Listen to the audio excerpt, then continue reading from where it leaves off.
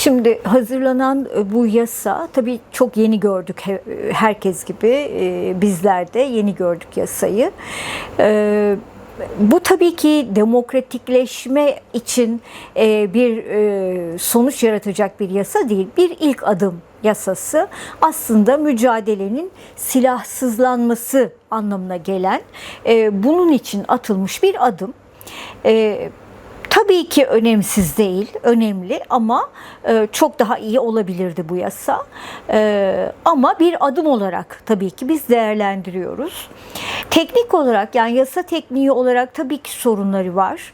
Ama şunu çok iyi biliyoruz. Yani biz nasıl bir sistem içinde yaşadığımızı, Kürt meselesinin nasıl belirleyici ve maalesef ki nasıl ırkçı ayrımcı bir yaklaşımın sonucu olan bir mesele olduğunu çok iyi biliyoruz. Bu coğrafyada çok kolay değil işler. Yani öyle her istediğimiz hemen olmuyor maalesef ki.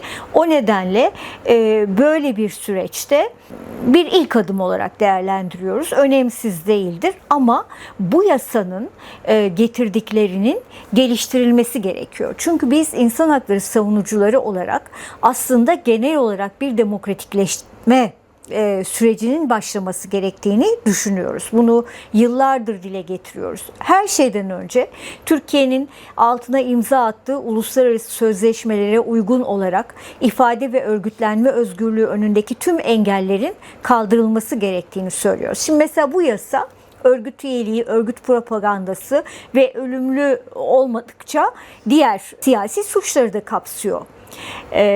Tamam ama bugün örgüt üyesi olarak cezaevinde olan insanların zaten hepsi düşünceleri nedeniyle cezaevindeler. Yani hepimiz örgüt üyesi olarak cezalandırıldık. Sadece konuşmalarımız, yazdıklarımız nedeniyle.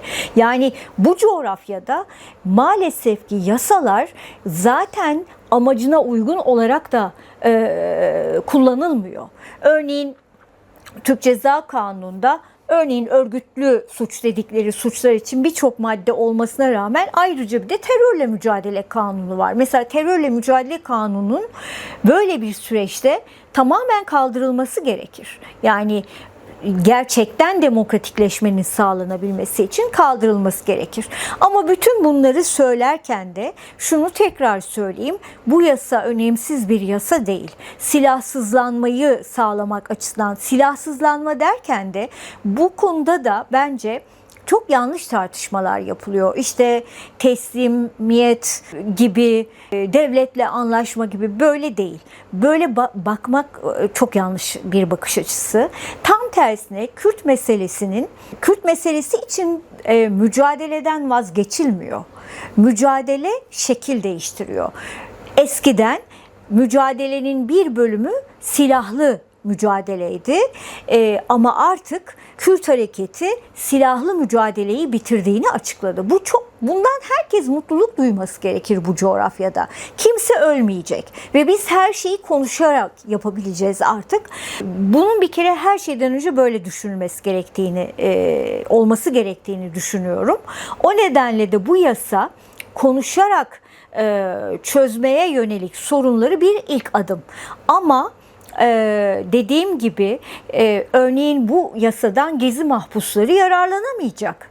Yani çünkü bir taraftan da evet, Kürt meselesinin çözümünde önemli, silahsızlanmanın sağlanmasında önemli ama bir taraftan da toplumsal barışın toplumsallaşmasının önünde de bir engel oluşturuyor. Çünkü diğer yargılanan kesimler için bir iyileştirme getirmiyor bu yasa.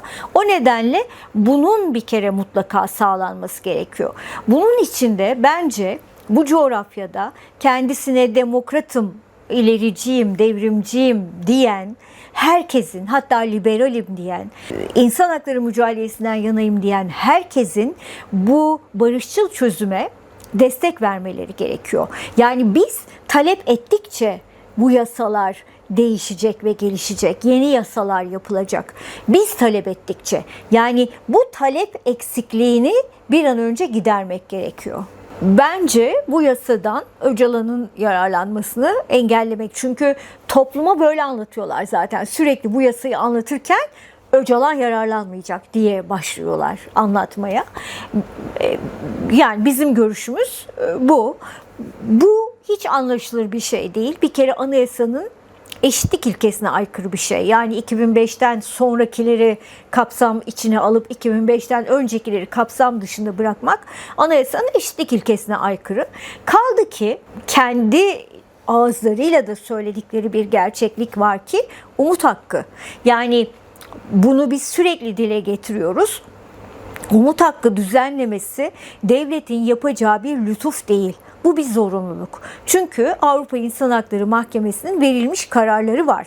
Umut hakkı düzenlemesini Türkiye Cumhuriyeti Devleti yapmak zorunda.